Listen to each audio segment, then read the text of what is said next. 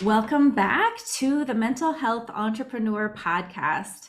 I'm your host, Rachel Harrison, and with me today are Emily Twynham and Samira Butt, the founders of Meditate and Create, which is a collective offering classes and inspiration for neurographic art. Welcome, Emily and Samira.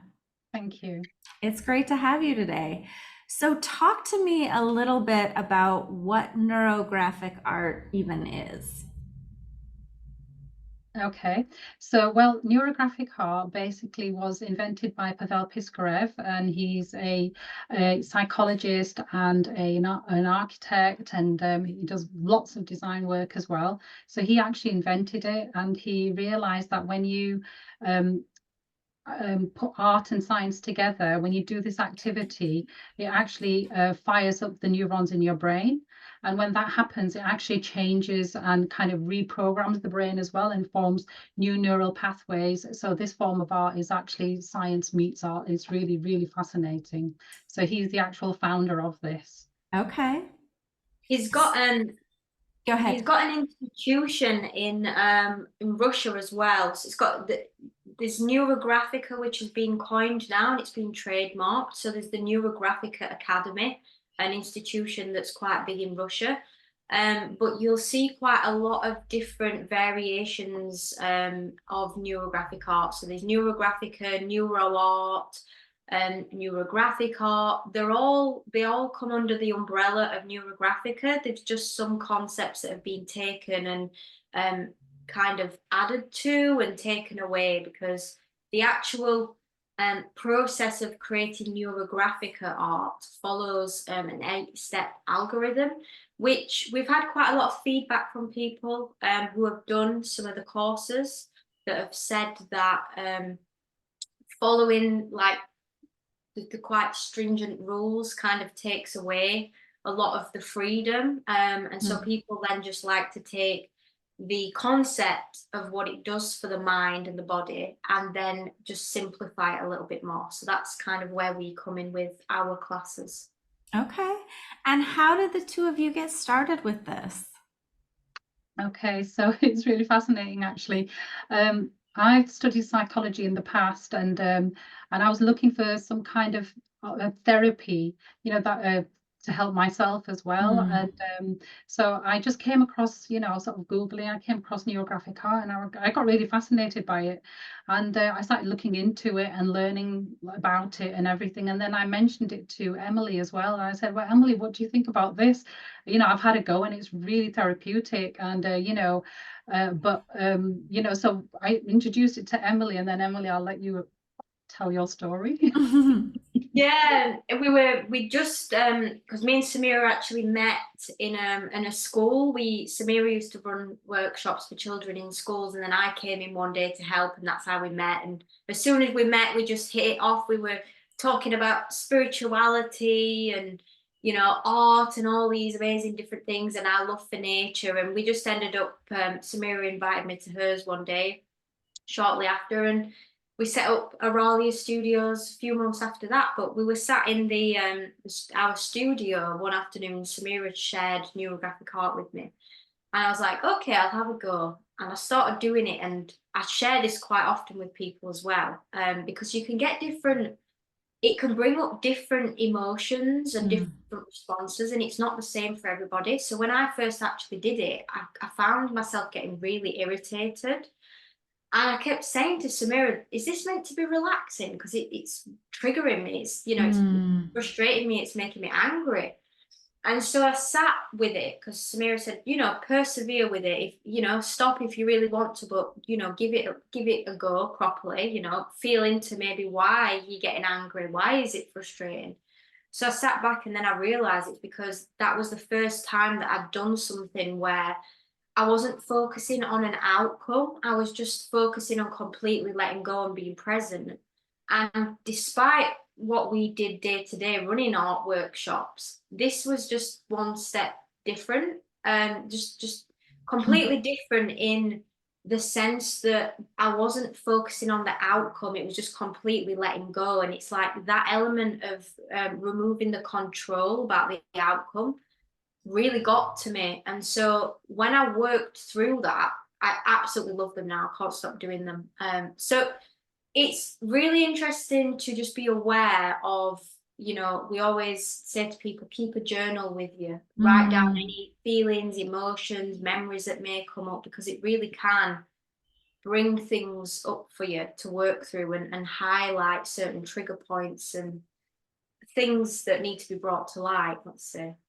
Interesting. I love this idea that it's not the same for everyone, because everyone's different and everyone's brain is different. So if we're integrating things and bringing up new neural pathways, it makes sense to me that everyone would have a different experience of that. So for you, Samira, was it more calming? I thoroughly enjoyed it because you see, I've been meditating from a very, very young age. I must have been about 11, 12. And so I used to meditate quite frequently. And when I came across neurographic art, for me, it was art and meditation mixed together. I call it medicine for the brain. This is what I call it. I say it's like medicine for the brain. So when I'm doing the actual art, it is very meditative for me, and it brings me completely into the present moment. And I do feel like I'm being healed, and I feel more relaxed. My body relaxes, my mind relaxes, and it's just the actual, the rounding off and drawing the lines and thinking. And then, during the activity, you can even contact your higher self as well. So you can ask your higher self questions about whatever issue it is that you're tackling at the moment, because every time we do the neurographic art, you should have an intention. You don't have to, I mean, some people just do it for fun, but it's good to have an intention of why you're doing it. So is it for relaxation? Are you tackling some kind of issue in your life? So think about what it is that you want to address whilst you're doing the activity.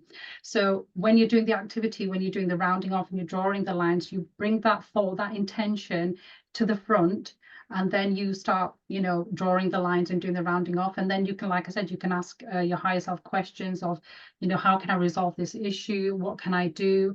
And then sometimes you may get the answer, you may not get the answer, but if you do it continuously, it's very helpful.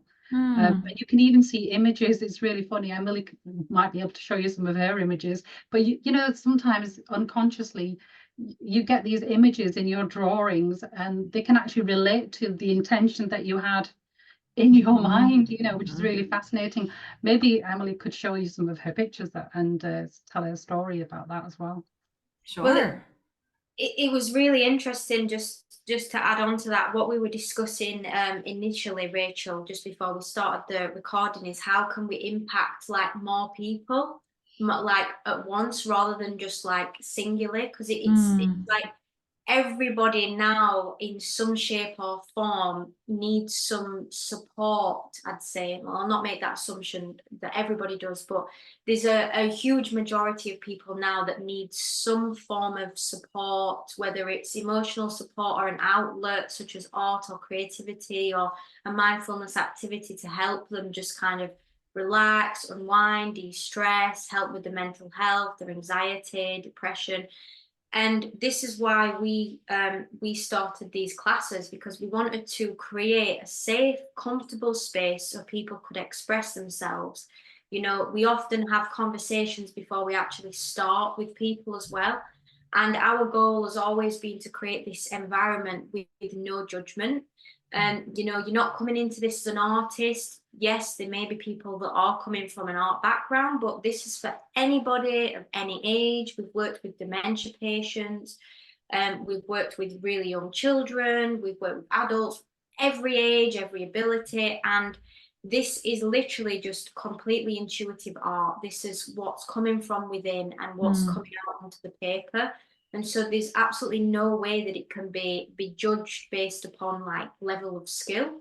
And so like Samira was saying, we try and get people to open up to a deeper level of how you can use this as well, because we started experimenting with how the subconscious and the conscious can work, and the unconscious, and how we can actually ask questions, and whether this is coming from a you know, the angels or God or the universe or source or whoever it is that anybody perceives to be there, a higher power, or whether it's just the higher self and the consciousness speaking.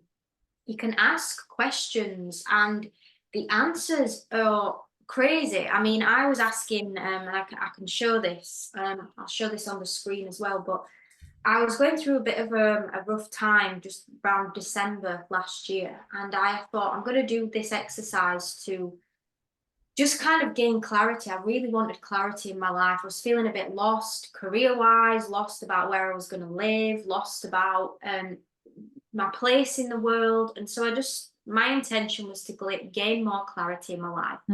And so I just started doing the lines in a certain direction. And I intuitively picked the colours, because this is also something else that we get people to do. We never tell anybody what the meaning of a colour is. We're like, what does that colour mean to you? You know, is blue a calming colour, or, you know, is blue a colour that you associate with sadness? You know, what is that colour saying to you at that time? So for me, I was picking blues, silvers and whites. And I realised as I'm colouring it in after, it actually looks like the third eye. It's like the pineal gland. Oh, yeah, yeah. For those who can't see, the neurographic art is a series of different shapes that are soft, they're rounded edges, and this photo is a bunch of those with kind of an eye in the middle, like she's addressing the third eye. I just also want to add that if you want to see the picture of this, you can watch these episodes on the Mental Health Entrepreneur Pod on YouTube, so you can actually see the parts that we're doing today that are visual. Sorry to interrupt. I just wanted to help our listeners to kind of see what I was seeing a little bit. That's amazing. Yeah, and I realized that the colors were all associated with the feminine aspects, the emotional aspects. And a week later, we ended up like pursuing this further online. I've just found out we were moving somewhere else. So there's some divine connection somewhere between when you like connect on such a deeper level. Obviously, we bring in meditation at the beginning. The whole meditate and create is that we create this calming, relaxed space where Samira does an amazing guided meditation and breath work with people first. We have a little presentation at the beginning for about 5 to 10 minutes where we'll discuss maybe like metaphysical reasons as to why we get ill, and delve into more psychological meanings as to why certain things may appear in our lives and how we can better deal with them. And then we do a different neurographic art. Each class is completely different. We never repeat them. And that's just to give people different ideas, especially for people that suffer with maybe creative block as well. It's just to kind of get the brain like flowing, get the ideas flowing, get the energy flowing. And it can really help to just shift any stagnant energy or blocked energy. And just one more real quick as well, because this one's fascinating, and then I'll let Samira expand. The intention with this one was to drink more water, because we started playing around with, okay, if that's what's coming out with this, then what else can we get with this? So it actually looks like a fish. Oh, yes, I see the fish. Yeah, interesting. Like the fins here, and I never started that about a fish. It just came out. So crazy. Our minds are very powerful, and the subconscious mind is hugely untapped for most of us, I think. So art definitely, I mean, I'm sure you know, but art is one of those things that puts the right and left brain together, so to speak, which is, I do a lot of EMDR therapy, and that's another advantage to that type of therapy as well. So it's fascinating to me that you're coming out with these things. That's fantastic. Yeah. So when you're working with groups of people and you're having these classes, I'm just curious if you can say a little bit about what that process is like, or any stories that you have from participants. Yeah, so when we first started doing these classes, we actually used to do them sort of face to face rather than online. So we had one lady come in, and she had been suffering from neck and shoulder pain for weeks, and she tried so many things and been to the doctor, and nothing had worked. So she did the neurographic art class, and then at the end of it, she realised that her pain had gone, which is fascinating because we had never heard of this before. But sometimes people have said that it's helped with pain as well, which is fascinating. And then there's more research going on with dementia as well, so this is all very new. So they'll neurographic art and dementia patients as well, can it help them as well? I mean, when we did a few classes with some elderly people as well, and there were some people in there who had sort of memory problems as well. And one of the ladies who was sort of looking after them, she said that this person, it's the first time they've actually done an activity from beginning to end. Otherwise in the middle they tend to forget, or so it was really fascinating. So, and the thing with this is the more you do it, the better it is. I myself, I tend to think a lot about problems, when I can't sleep at night and the things are going round in my head. But honestly, because I've been doing these classes myself, it has helped me immensely. My mind is more calmer, I'm more calmer, more relaxed, and not a lot phases me anymore, to be honest. So I just feel like a different person just through doing these classes. It's really amazing. I'm sure it affects you, the whole human being, in many, many different levels. It's absolutely fascinating. We've had a lady, well, a few people actually that have been with us right from the start of the online journey with this, and we see them weekly, and it's such a nice kind of community when we just log on and we all come on and we have a little conversation beforehand, how's your week been, what have you, and it's as if like the hundreds and hundreds, thousands of miles away, across the pond, but it's as if they're sat next to me, like in our living room, and we're sharing a space. So it's really nice. And we like to be really personable with people. We like to, make people feel comfortable. I mean, some of the feedback that we have had is that it's really opened their eyes to like what's possible, like the creative potential and how far you can take this. If people feel really relaxed after it, they look forward to coming on a weekday, like it's their meditation, it's their me time. We've also had one lady who, one of the classes we did quite an in-depth one.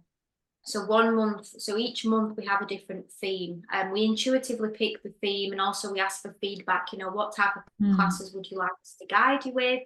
So we did one about the inner child. So month 3, I think. So I think that was March this year. We did inner child healing, and we split this up into 4 classes.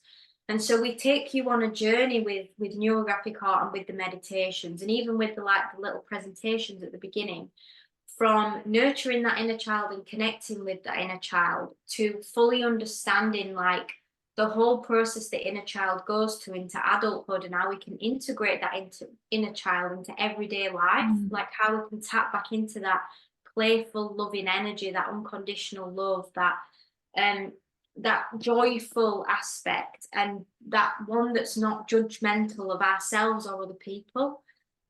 So I think we had quite a lot of feedback from that as well, because we did one about healing the ancestral mother within that, our mother wound and our grandmother wound. And so it's a powerful tool to really be able to go deep, like deep layers of the subconscious and the psyche, and to just unpin and untangle things. I mean, when I've done them as well, I've had like weird memories come up for myself, and I've journaled like some of these memories and emotions that have come up. And I even did one with my partner, and I shared this as well with the group in the class. This was our transforming and releasing emotions in January that we did. So we transformed stress into calm, transformed anger into forgiveness, transformed sadness into gratitude. So we try and acknowledge the emotion, not suppress it, bring it forward, but then like, well, how can we How can we turn it around? How can we move through it rather than sitting in it? And I shared a neurographic art piece that had made my partner had a bit of a disagreement, and I thought, right, I need to move through this energy. I don't want to argue, but I'm angry. So I sit and I did something called a catharsis, which is where you scribble on a piece of paper really fast. You may have done that yourself, or other people may have done that, when you're really angry. So the idea is you channel all that anger and that emotion into the paper, create squiggles, lines, and then you round it off and you go back in there. So I did this 3 or 4 times, and by the end of it, I felt completely calmed, and I started to reflect on my behavior in the conversation that we had. And I started to become more aware of, maybe I could have worded that different, or maybe I didn't understand properly how to ask for this. And so then when he came back into the room, we had a completely calm conversation, and within 5 minutes, everything was resolved. So I think even using this with relationships at work, in stressful environments, for 5 minutes, it can really bring the energy down, and help you move through any emotion. Amazing. Just to add to that as well, what we do is before every activity, we have a meditation. And for us, this is where we've kind of put our own twist to the neurographic art. So what happens is that we meditate, and then whatever the intention is for that class, we focus on that, and what that does, it really helps to bring the person into the present moment, and to have that issue at the front of their mind consciousness. So then when we do the activity, it becomes even more powerful. So that's what we realized. That's when we decided we're going to do the meditate and then the create afterwards. So we'll meditate first, bring the person into the present moment, bring the issue into the present moment. We deal with it in the meditation as well. And then again, with the activity, it further sort of cements and kind of helps to resolve whatever's going on as well. So it's really fantastic. It's very powerful. Lovely. I think you offered to do a little demo, Samira. Would you be able to show us a little bit about what this art is like? Yeah, sure. So I'll just share my screen. Just give me a second.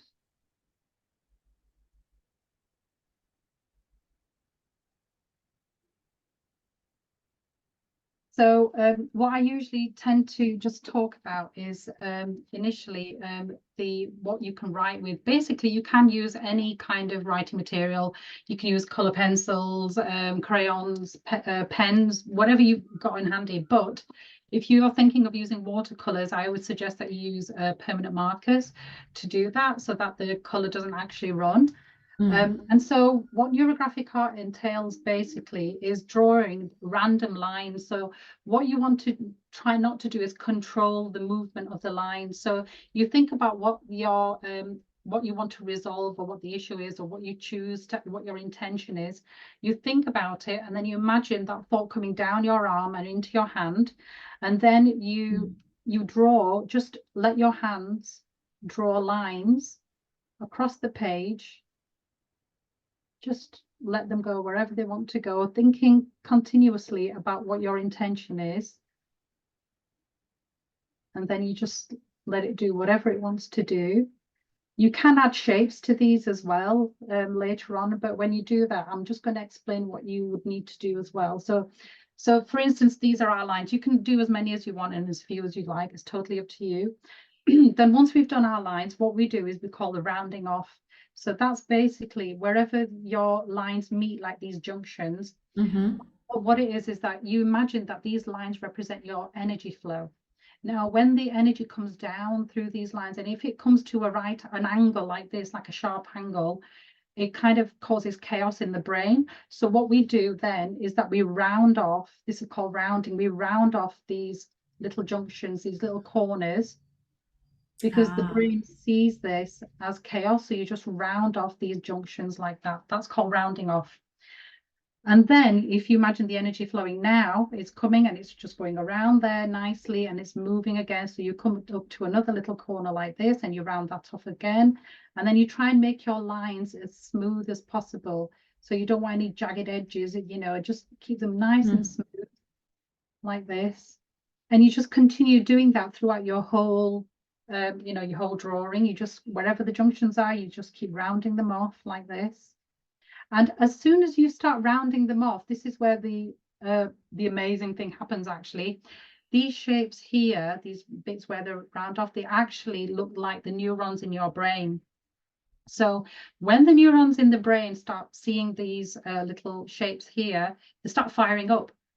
And this is where your brain starts to sort of reprogram itself, and they start forming new neural pathways. So if your intention is to relax, then your neural pathways will start forming those pathways that will encourage you or your body to relax, to sort of kind of get used to that as well. So the more you do this exercise, the better it is for you, and the more you're changing your behavior. So if you tend to be anxious all the time, then by doing this over and over again, you will form a new pattern of thinking, a new behavior pattern. That's the fantastic thing about it. Now, if you decide to add shapes in there, so like for instance, if I want to add a circle here, then again, you've just added more lines. So you're going to get some more of these little junctions here. Then you would keep, round off these areas as well. And you just, like here as well, then you'd have to round that there, and this here and there, like that. And you just keep doing that. So you can add more lines, you can add more shapes. And then afterwards, obviously, you might want to add some color. Now, what we suggest is we're very much into using your intuition. So Emily explained that earlier, that whatever color comes to your mind, just use it, and then just put it wherever it wants to go into your drawing. And then once you finish your drawing, then you sit with it and you look at it, and then you can have a look at it and see what it means to you. What do the colors mean to you? What do the lines represent, and how do you feel? And it's fantastic if you can journal it as well. And it's like a journey. So as you're journaling it, you might see the changes happening in your personality. How do you feel afterwards? What about your emotions? And how does your body feel? Do you feel different in your body? Do you get tingling? What kind of sensations are you getting in your body as well? So for instance, if you're thinking about healing yourself, this particular area in your body that you want to heal, and that's your intention, then see how you feel afterwards. Has it helped you in any way? So the more you do it, the better it is for you. So, this is what we usually say. So once you've done the coloring, you can even add like doodles in there as well. So you have these spaces here. You can add doodles in there, whatever you like, and you make it your own. So how we interpret this now is that initially you put your lines down. Now that represents the chaos that's in your brain. So you've got the chaos down onto the piece of paper. Then what you're doing is that you're rounding off. So now you're bringing peace and healing into your drawing. So that's the rounding off period. And then, sorry, Samira, or the solution, let's say. Yeah. Yeah, the chaos or the discomfort, and then it's the solution and the peace. And so that's what you're introducing into your drawing. Once you've done that, then you add the color, and then you add your doodles, and that represents you evolving as a human being. So you're sort of kind of evolved into another person, or you've resolved the issue, or whatever it is, whatever your intention is. So that's how we interpret these drawings. Is that okay? Yeah. Oh, that's wonderful. I think you did a great job of describing it. So if people are listening, they can also have a picture of what you're doing, but that's amazing. I love that. I love that. So what is next for neurographic art? Or I should say for Meditate and Create. What's coming next for you? What is your vision for this work? I mean, I'll share mine, and then our visions kind of align anyway, but I'll put my 2 pence in, let's say, about it. But I mean, we've only just started entering the online world like this year, January time. And the group that we've got is grown immensely. It started on just a few hundred, and since between January and now, we're on 16,000 people. So it's crazy. And that's organic. That's no advertising. That's not paying for anything anywhere. That's, nothing. That's just people finding the group, finding it via the algorithm. And I would kind of say it's our presence in the group, because we try and engage a lot in the group. We try and inspire people, we try and lift them up, we try and encourage them as well. So we have quite a vital role in that group, and we're in there quite a lot. I mean, Aralia Studios started because we were inspired by bringing nature back to people and inspiring creativity with everybody at any age and any ability.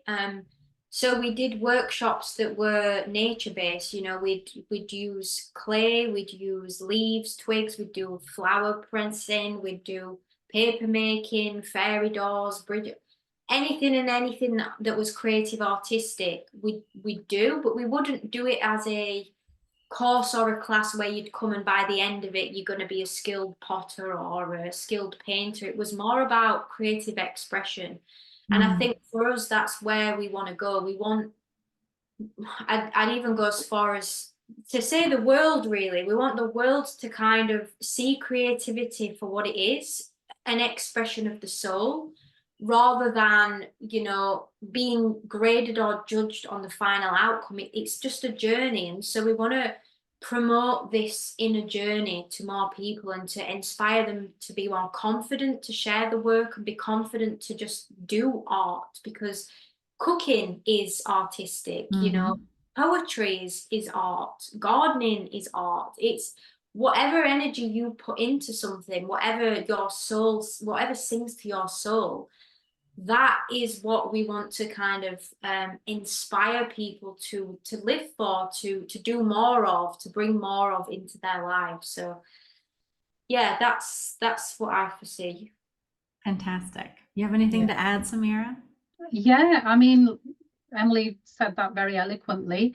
Our aim is to get this out to as many people as possible, because honestly, over the past few years, there have been so many people who've been suffering from mental health issues and loneliness. And for us, it's about, you know, sort of helping bring back people not only in touch with nature, because like Emily was saying, we do classes where we get people involved with nature, because our motto was, you know, bringing nature back to you kind of thing, especially after the 2 years that we had with the COVID and everything. So you know, so that's what we want to do. We want people to help them with their mental health issues. And do you know, ideally it would be fantastic if this was introduced into schools as well. I mean, it would be brilliant. Children could really do with that, adults could do with it, even the teachers as well. I mean, if you practice this for 5 minutes every single day, and you wouldn't have to finish it in one day, you could have a piece, a loud piece, and just do a little bit every single day.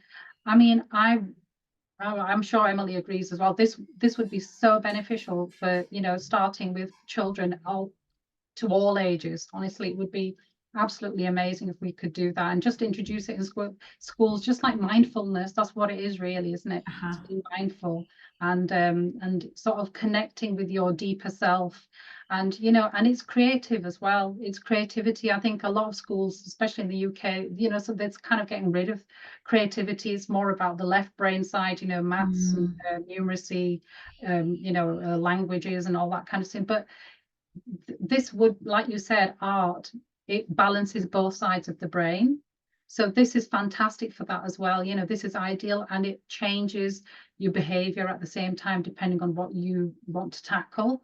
So if this could be introduced to, you know, widely to everybody, it would be amazing. It would help so many people. Even in the workplace, you know, if you're all trying to solve an issue in the workplace, or you want even to do team bonding. I mean, we've done this collaboratively before with people. We do something slightly similar but more nature based. I did it a few weeks ago for an open day here, and we did it's called abstract frequency art. So we take people into nature and we get them to find twigs, leaves, and interesting things, natural objects that might make marks. And then we put relaxing nature sounds on, or we just do it outside and listen to the birds singing and the wind and feeling the sun. And basically we just use ink and they just make marks. It's just purely mark making, feeling the textures of the different brushes and the materials, and it's connecting people to nature, and it's working collaboratively on a piece of paper, and it being a shared journey, not just this is mine and, you know, I've got a vision of which there's nothing wrong with, but I think it's just opening people up to this this connectivity and receptivity of our environment, of each other, and the connection that we can have with each other and nature and ourselves as well, bringing ourselves onto that paper and bringing that creativity out. I love that. Well, that is all the time we have, but if you want to learn more about neurographic art, we have all the details in our show notes. You can find Meditate and Create, and you can also find the Facebook group that these two lovely women have created. So thank you, Emily. Thank you, Samira. It's been a joy to have you. Thank you. Thank you. Likewise. Thanks for having Thank us.